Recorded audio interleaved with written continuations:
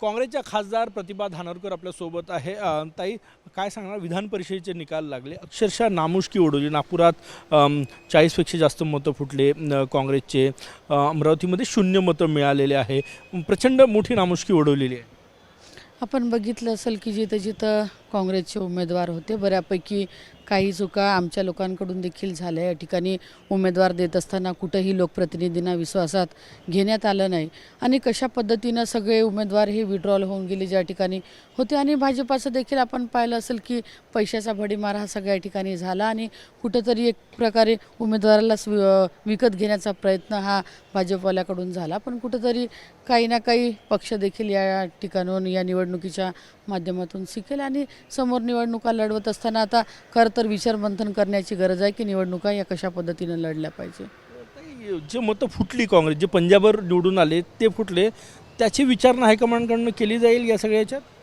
खरं तर आम्ही देखील हायकमांडला आता अधिवेशनाच्या काळात सगळे खासदार देखील या ठिकाणी म्हणणार आहोत की कशा पद्धतीनं फॉर्म विड्रॉल झाले, मताचं विभाजन या ठिकाणी झालं, काँग्रेसची मतं फुटली, तर याची एक चौकशी गठीत करून खरं तर याची रीतसर चौकशी झाली पाहिजे की उमेदवार देखील विड्रॉल का झाले, त्यांना कोणाचा सपोर्ट होता किंवा आपल्याच लोकांनी त्यांना प्रेशर केलं का, याची देखील रीतसर चौकशी ही हायकमांडकडून या ठिकाणी झाली पाहिजे। ऑपरेशन टायगर महाराष्ट्रात यशस्वी झालं, 6 खासदार ठाकरे गटाचे शिंदे सेनेत शिवसेनेत गेलेले आहे, याच्याबद्दल काय वाटतं? आता खासदार गेले पण खरं तर विचार केला पाहिजे की ज्या मतदारांनी भाजपाच्या विरोधात म्हणून तुम्हाला मतदान केलं, शेवटी आता पुढली निवडणूक तुम्ही कशी लढणार, लोकांच्या समोर मतदारांच्या समोर कसे जाणार आणि निवडणूक लढवत असताना शेवटी आता ते सगळे सांगत आहे की आमच्या मतदारसंघात विकास व्हावा म्हणून आम्ही त्या ठिकाणी गेलो, पण विकासाचा विषय बाजूला ठेवून शेवटी मतदार देखील महत्त्वाचे आहे आणि नेमकं म्हणजे तुम्हाला उमेदवारी मिळेल का नाही मिळेल याची देखील गॅरंटी या ठिकाणी नाही आहे। म्हणून आता आपण अशा पद्धतीची गद्दारी करून पक्ष सोडून ज्या पक्षाच्या भरोश्यावर निवडून आलो हे जाणं हे योग्य नाही।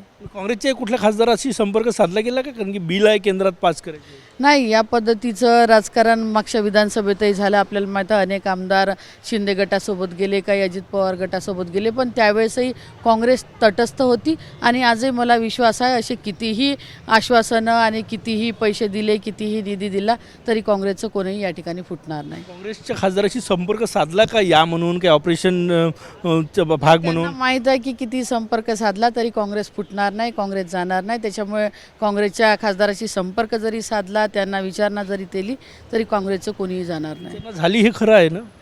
महाराष्ट्रातल्या काही खासदारांना विचारणा झाली नाही, बाकीच्यांना झाली की नाही झाली ते मला माहीत नाही, पण मला तर काही तशा पद्धतीची विचारणा झाली नाही।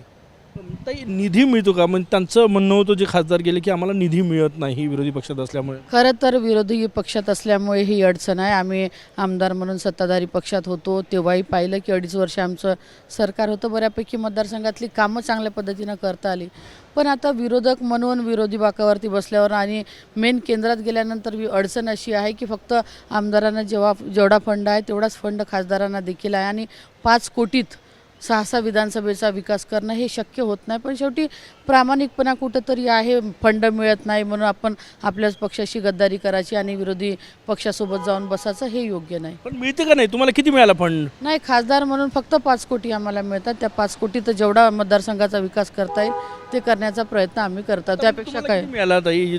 तेवढाच खासदारकीचा जेवढा 5 कोटीचा फंड आहे तेवढाच फंड मिळाला, त्याच्या व्यतिरिक्त एकही रुपया मिळालेला नाही आहे। कोर्टाचा निर्णय आहे, तुम्ही बोलणार की नाही माहीत नाही, सुप्रीम कोर्टात जाईल, कारण गटनेत्यात बहुमत तुमच्याकडे होतं, सगळे नगरसेवक तुमच्यासोबत होते, पण कोर्टानं स्टे दिलेला आहे तुमच्या गटनेत्याला? नाही, कोर्टाने स्टे हा प्रोसेसला कुठेही दिला नाही।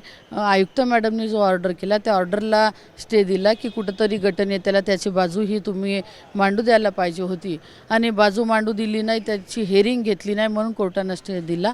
पण मला विश्वास आहे की ज्याच्याकडे बहुमत आहे त्याचा गटनेता या ठिकाणी नक्की होईल। कोर्टात जाण वेळ पडली, गरज जर पडली तर जाऊ, पण मला वाटत नाही की तशी गरज पडेल। गरज पडली जर इथे न्याय नाही मिळाला तर सुप्रीम कोर्टात जाणार? नाही, 100% न्याय इथं मिळेल, कारण बहुमत असल्यानंतर ज्याच्याकडे बहुमत आहे त्याचा गटनेता होईल आणि कुठंच जाणार नाही। म्हणजे गटनेता कोणी जरी आला तरी तो 27 नगरसेवकांना सांभाळून या ठिकाणी काम करेल। शेवटचा माझा प्रश्न आहे, महाराष्ट्रातल्या काँग्रेसमध्ये जे काही चाललं आहे आता त्याच्या तक्रारी झाल्याची माहिती आहे हायकमांडकडे, काय सांगणार?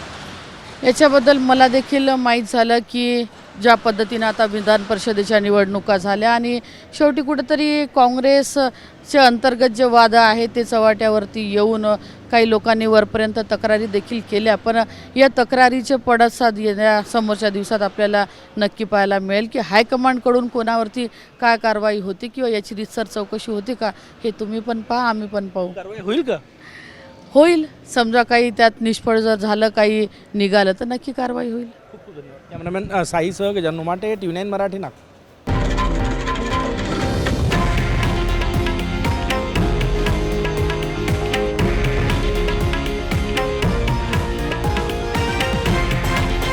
हे आहे देशातील नंबर 1 न्यूज नेटवर्क आणि आपण पाहत आहात TV9 मराठी, एकमेव.